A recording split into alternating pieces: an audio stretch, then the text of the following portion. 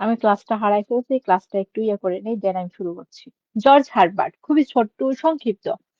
Who is the most religious poet in the history of metaphysical poetry? তো metaphysical পোয়েট্রির ইতিহাসে সবচেয়ে ধার্মিক কবিকে জর্জ হারবার্ট। ওনার সকল কবিতার বিষয়বস্তুই তোমার ধর্ম কিংবা জেসাস ক্রাইস্ট, মানে ধর্ম রিলেটেড। তো এই জন্য তাকে মেটাফিজিক্যাল পোয়েটদের মধ্যে মেটাফিজিক্যাল পোয়েটদের মধ্যে মোস্ট রিলিজিয়াস পোয়েট বলা হয়। ওকে, মোস্ট রিলিজিয়াস পোয়েট বলা হয়। Who is called holy mister Herbert? কাকে পবিত্র মিস্টার হারবার্ট বলা হয়? জর্জ হারবার্টকে। গেল এটা। এখন হলো আমরা উনার কবিতা সম্পর্কে, মানে দুইটা যে কবিতা আছে এই কবিতা রিলেটেড প্রশ্নগুলো পড়বো। স্টার উইংস একটা কবিতার নাম। তো চলো দেখি কি বলতেছে। হোয়াট ইজ স্টার, অথবা বলতে পারে what does star stand for, মানে স্টার কি অথবা স্টার কিসের প্রতীক। মানে এই প্রশ্নটা দুই ভাবে করতে পারে। তো it refers to the Christian holiday. তো এটা হলো একটা খ্রিস্টানদের উৎসবকে বোঝায়। Which celebrates Jesus resurrection from the dead, মানে যেটা কিনা জেসাস ক্রাইস্ট যে মানে মৃত্যু থেকে, ফ্রম দ্য ডেড না দিয়ে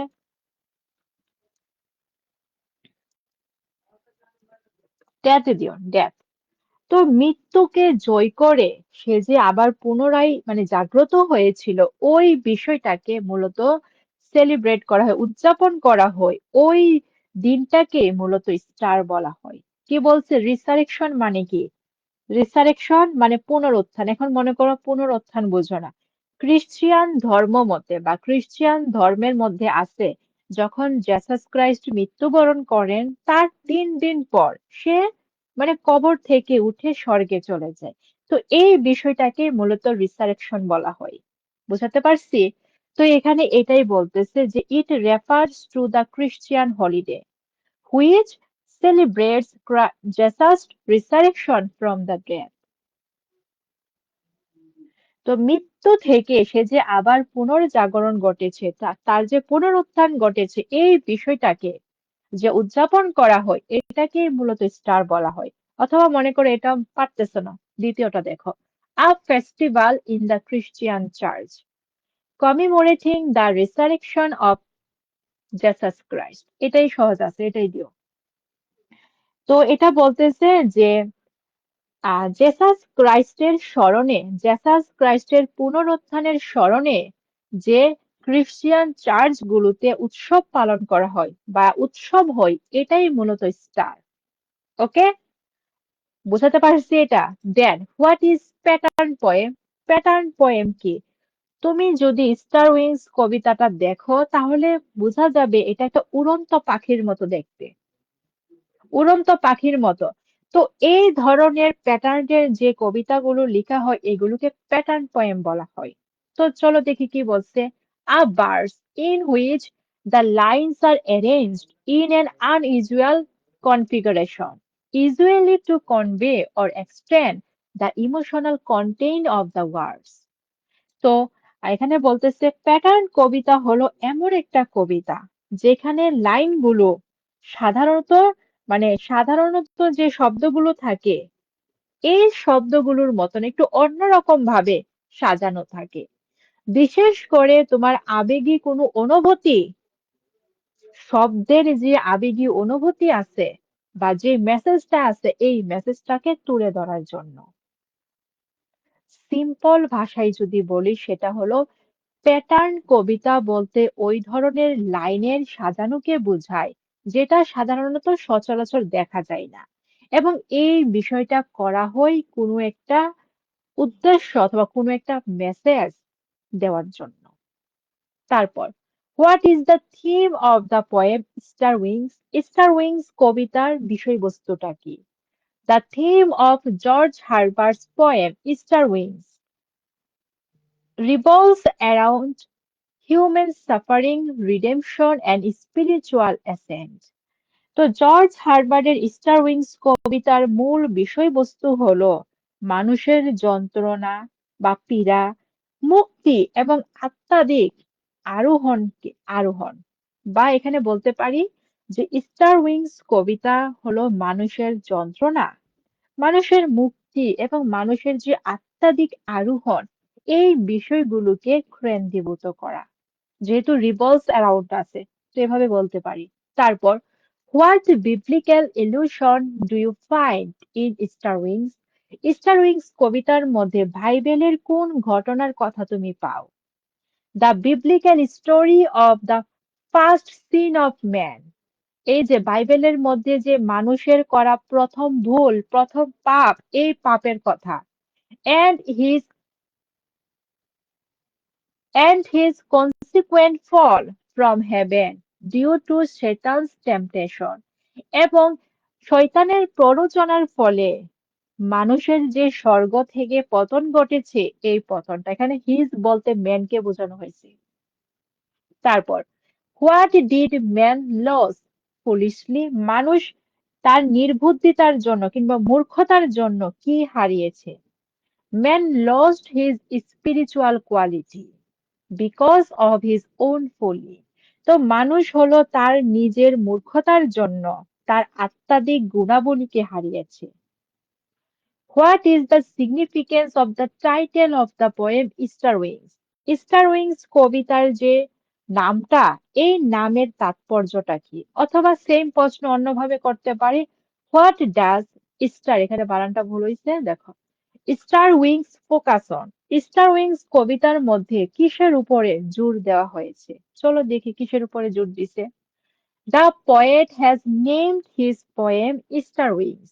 তো কবি হলো তার কবিতার নাম স্টার উইংস রেখেছে because on the because on the holy Easter Sunday he desires to accelerate his celestial flight to be united with God. কারণ ইস্টার সানডেতে সে ঈশ্বরের সাথে মিলিত হওয়ার জন্য একটা স্বর্গীয় আরোহণ সে কি করতেছে, ত্বরান্বিত করতে বা দ্রুতগামী করতে সে চাচ্ছে। এই জন্য সে কবিতার নাম স্টার উইংস রেখেছে। What is meant by man's first disobedience? তো মানুষের প্রথম অবাধ্যতা দ্বারা কি বোঝানো হয়েছে? The phrase stand for or refers to the incident of the eating of the forbidden food by Adam and Eve. Adam এবং ইভ তারা যে নিষিদ্ধ গাছের ফল খেয়েছিল, ওই ঘটনাটাকে মূলত ম্যানস ফার্স্ট ডিসঅবিডিয়েন্স এটার দ্বারা বোঝানো হয়। What is a Lark? Lark কি, মানে ভরত পাখি কি? Lark is a bird. তো লার্ক হলো একটা পাখি that always flies upward in the sky, যেটা কিনা সব সময় উপরের দিকে মানে উড়ে, মানে নিচের নামে না, এটা সবসময় উপরের দিকে যায়। তো কেউ যদি চাও লার্ক ইজ আ বার্ড, ওকে দাও, কিন্তু সবচেয়ে সুন্দর হয় পুরোটা দিলে, তাহলে তোমার কি আসবে? উত্তরটা একদম স্বয়ংসম্পূর্ণ হবে। Then, what is Easter Sunday? Easter সানডেটা কি? The Sunday on which the festival of Christ resurrection is held is called Easter day or Easter Sunday. তো ওই সানডেটাকে বোঝানো হয়েছে, বা যে রবিবারে যিশু খ্রিস্টের পুনরুত্থানের উৎসব পালন করা হয় কিংবা অনুষ্ঠিত হয়, তাকে ইস্টার ডে অথবা ইস্টার সানডে বলা হয়। এখানে ইজ কিন্তু ঠিকই আছে, এখানে ধরার হলে হেলথ এর পরে তুমি কি দিতে পারো, এটা কমা দিও, ঠিক আছে। তারপর, what was the first sin of man? মানুষের প্রথম পাপ কি ছিল? The eating of the forbidden food of the tree of knowledge in heaven. হেভেনের মধ্যে জ্ঞানের, মানে জ্ঞানের যে গাছ, ওই গাছের ফল, নিষিদ্ধ ফলটা খাওয়াটাই ছিল মানুষের প্রথম ভুল। এখানে অফ ট্রি অফ নলেজ দ্বারা কি বোঝানো হয়েছে? প্রশ্ন যদি করে কি বলবা? এটা মনে হয় তোমাদেরকে দিছি আমি। ট্রি অফ নলেজ যদি প্রশ্ন করে তাহলে কি হবে বলো? উত্তরটা কি হবে?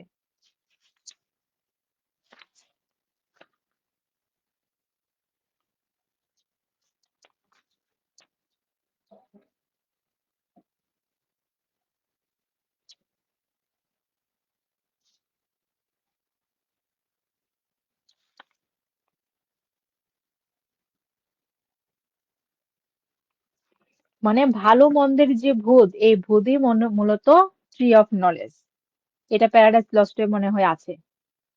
ট্রি অফ নলেজ দ্বারা কি বোঝানো হয়? তারপর আচ্ছা 10টা ক্লিয়ার কিনা বলো? খুব সম্ভবত প্যারাডাইস লস্টের মধ্যে আমি আছে এটা। 1 মিনিট দেখে আসি, নাহলে খুঁতখুত করবে।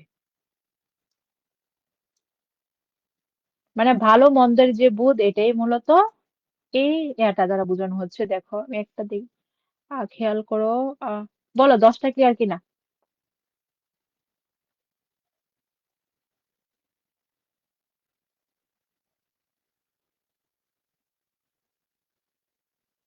এই যে আছে। What does the forbidden tree means? এই যে knowledge of good and evil. Okay, ভালো মন্দের যে জ্ঞান ভূত, এটাই মূলত ট্রি অফ নলেজ দ্বারা বোঝানো হয়েছে।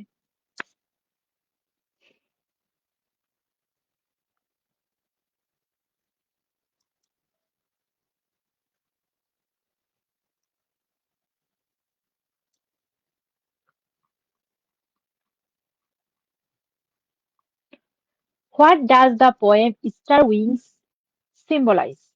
তো স্টার উইংস কবিতা কিসের প্রতীক? Spiritual upliftment or spiritual flight through Christ mercy? মানে যীশু খ্রিস্টের করুণার মাধ্যমে আত্মাধিক উন্নতি বা আত্মাধিক অগ্রগতি, এই স্টার উইংস কবিতা সিম্বলাইজ করে, বা স্টার উইংস কবিতা এই বিষয়টার প্রতীক। এখানে স্পিরিচুয়াল আপলিফটমেন্ট মানে কি? মানুষের আত্মাধিক উন্নতি। আবার স্পিরিচুয়াল ফ্লাইট মানে কি? মানুষের আত্মাধিক উড্ডয়ন। উড্ডয়নটা কখন হয়? যখন মানুষ কি করতে পারে? তার নিজের মানে মনের ভিতরটাকে, নিজের মনটাকে পরিশুদ্ধ করতে পারে, উন্নত করতে পারে, একই কথা। How did God purge the poet of his sins? তো এখানে বলতেছে যে ঈশ্বর কিভাবে কবিকে তার পাপ থেকে শুদ্ধ করেছে। ইন দ্য পোয়েটস ওপিনিয়ন, কবির মতে, God had punished him with sickness and shame to purge him of his sins. তো কবির মতে ঈশ্বর তাকে পাপ থেকে বিশুদ্ধ করার জন্য অসুস্থতা এবং লজ্জা দিয়ে শাস্তি দিয়েছিলেন। গেল এটা। On which day was the poem Star Wings composed? মানে কোন দিন, কি বারে স্টার উইংস কবিতাটা রচনা করা হয়েছে? সানডেতে। The poem on composed on star Sunday, মানে যেই দিন জেসাস বা যিশু খ্রিস্টের রিসারেকশনের যে তোমার অনুষ্ঠানটা, ওকে, অনুষ্ঠানটা, এই অনুষ্ঠান যেদিন উদযাপন করা হয়, ওই দিনই মূলত কবিতাটা রচনা করা হয়।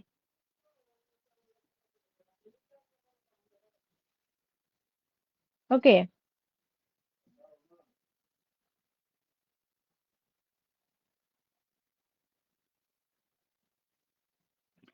whose victory does the poet want to sing and in what way? তো কার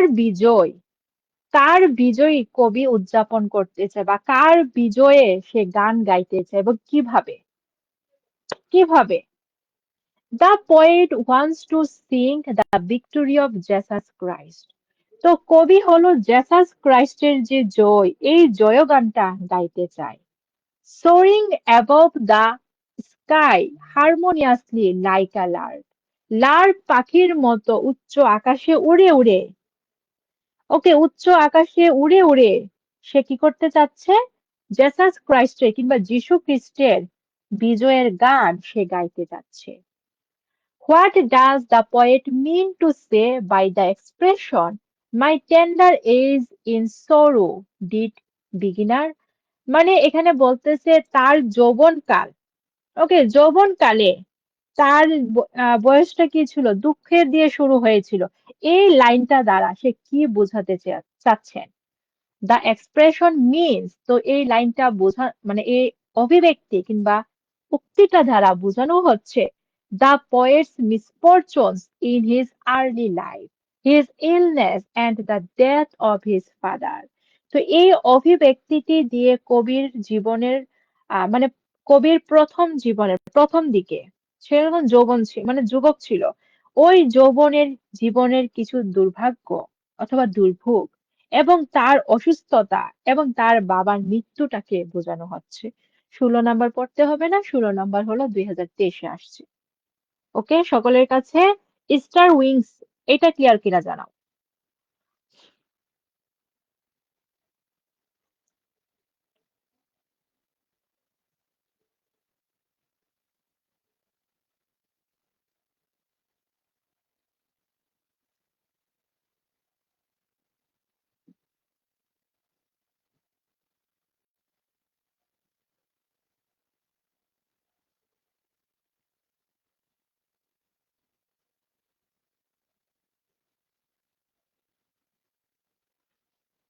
সকলের কাছে ক্লিয়ার হলো কিনা বলো। ওনার এখানে ছোটই আছে, আমরা পরে নিতে পারবো।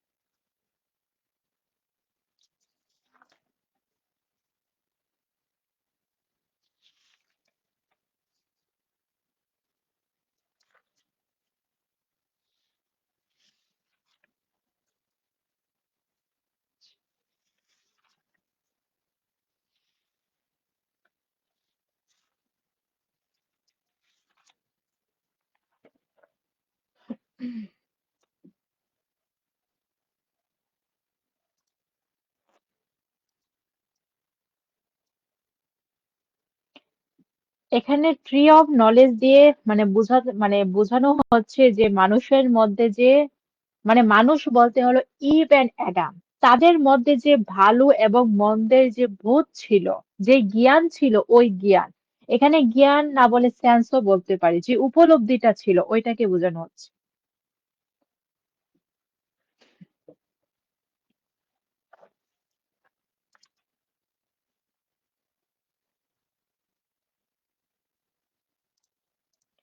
তারপর collar, what does the collar symbolize? তো কলার ধারা কি, কলার কিসের প্রতীক?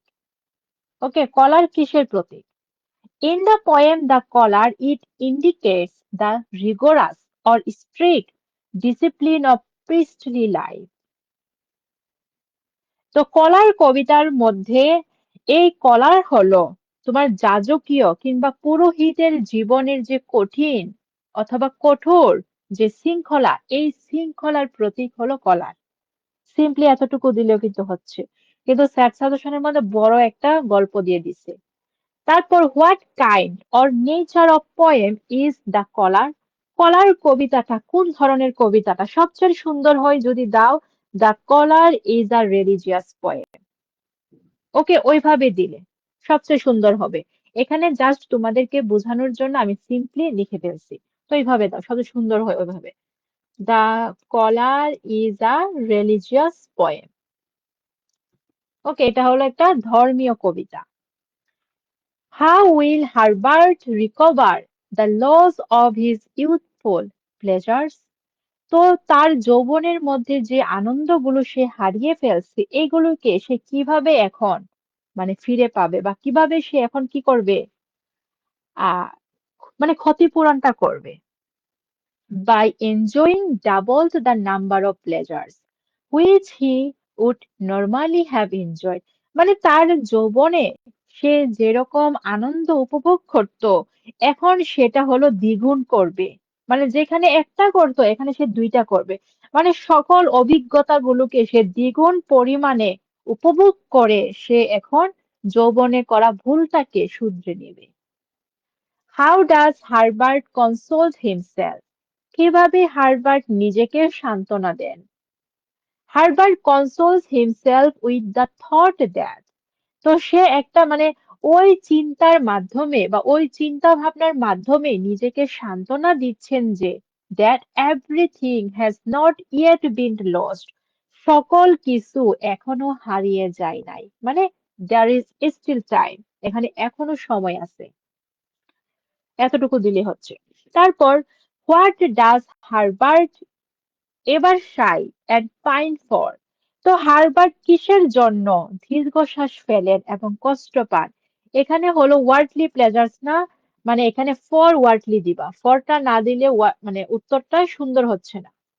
ওকে, ফর ওয়ার্ল্ডলি প্লেজার্স মানে পার্থিব কিংবা জাগতিক আনন্দের জন্য।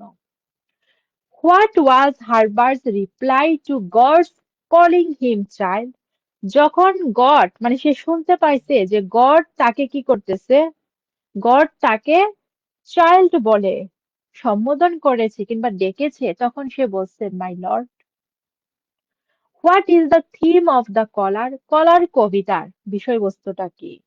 The theme of the poem refers how one should lead life in order to become closer to God. তো একজন মানুষকে সৃষ্টিকর্তার কাছাকাছি যাওয়ার জন্য কিভাবে জীবনযাপন করা উচিত, এটাই মূলত কলার কবিতার বিষয়বস্তু। How does Herbert side himself, Herbert কিভাবে নিজেকে তিরস্কার করতেছে বা বকাটোকা দিচ্ছে? Herbert chides himself saying that, তো হারবার্ট নিজেকে তিরস্কার করেন এই বলে যে he is willingly getting used to the conduct of church life, মানে সে নিজের ইচ্ছায় কিংবা স্বেচ্ছায় চার্চের যে জীবন এই জীবনের আচার আচরণে অভ্যস্ত হয়ে গেছে, মানে এখানে এই জীবনটা সে নিজের ইচ্ছাই বেছে নিয়েছে। and that এবং এর জন্য and that he is always closes his eyes shirting out the reality, তো যার জন্য তিনি সর্বদাই বাস্তবতা থেকে নিজের চোখটাকে বন্ধ করে রেখেছে। মানে এখানে বাস্তবতা বলতে হলো মানে এখানে খ্রিস্টিয়ান মতে যারা হলো পিস্ট থাকে তারা হচ্ছে তোমার সেন্সুয়াল প্লেজার এটা গেইন করতে পারে না কিংবা এটা এক্সপেরিয়েন্স করতে পারে না। তো ওই সকল দিক বিষয়ে বা ওই সকল দিক দিয়ে সে মনে হয়েছে নিজের চোখটা বন্ধ করে রাখছে, মানে এই অনুভূতিগুলো সে কখনো অনুধাবন করতে পারে নাই, এটাই মূলত এখানে বোঝাচ্ছে। Then have I no harvest but a thorn, আমার কোনো কি নাই, এখানে হারভেস্ট বলতে ফসল না, হারভেস্ট বলতে আমার কোনো আনন্দ নাই, যা আছে শুধু কাটা মানে দুঃখ আছে। তো এখানে হারভেস্টও যেমন যেমন সিম্বলিক্যালি ব্যবহার করা হয়েছে তেমনি থর্ন এটাও সিম্বলিক্যালি ব্যবহার করা হয়েছে। তো এখানে হারভেস্ট বলতে হলো প্লেজার আর থর্ন বলতে হলো সরু, বা সে যে বঞ্চিত হয়েছে ওই বঞ্চিত হওয়াটা। Have I no harvest but a thorn? In which poem do you notice this line? কোন কবিতায় তুমি এই লাইনটা পাইছো? In Harvard's poem The Collar, এখানে এই কবিতা এই লাইন যদি ভুল করো তারপর মানে যদি আসে এটা তারপর একটাও খবর থাকবে। ওকে, ওই দিন পড়শিয়ার বিষয়টা তোমরা পার্ট সিতে পড়ছো কিন্তু তারপরও কিভাবে ভুল করো এটা। তারপর দেখো how is Herbert reconciled with God, কিভাবে সে গডের সাথে কি করেছে পুনর্মিলিত হন। After his rebellion against his priestly life, তো তার যাজকীয় বা তার পুরোহিত জীবনের বিরুদ্ধে বিদ্রোহ করার পর when the speaker hears God's gentle call, যখন বক্তা ঈশ্বরের মৃদু ডাক শুনতে পান, হি রেসপন্স উইথ সাবমিশন, সে হলো আনুগত্যের সহিত সাড়া দেন। This is how he is reconciled with God, তো এভাবেই তিনি ঈশ্বরের সাথে পুনর্মিলিত হন। তো এখানে একটা বিষয় খেয়াল করবা, যখন এই কবিতাটা যারা পড়ছো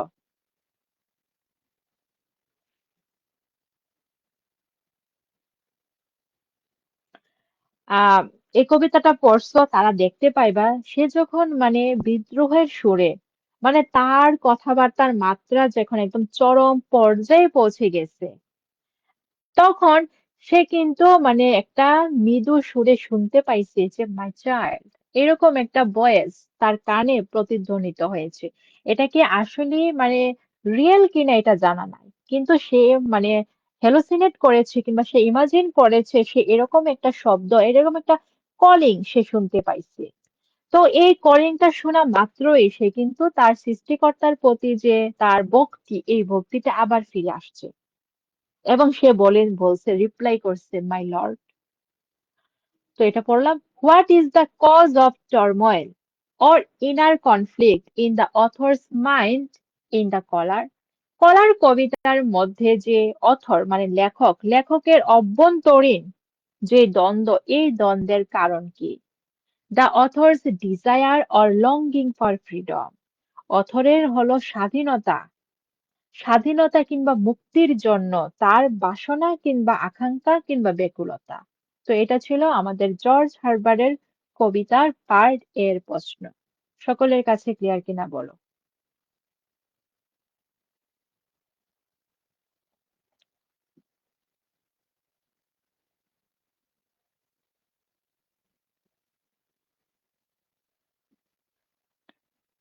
বলো, ক্লিয়ার হয়েছে? জর্জ হার্বার্ট ক্লিয়ার কিনা? তো আমরা হলো আজকে দুইটা টপিক ক্লোজ করলাম, সেটা হলো ফেয়ারি কুইন আর হলো George Herbert, sorry, Edmund Spencer এবং জর্জ হার্বার্ট। এখানে রাইটারের কথা বলতে হবে, রাইটারের কথা বলতে হবে।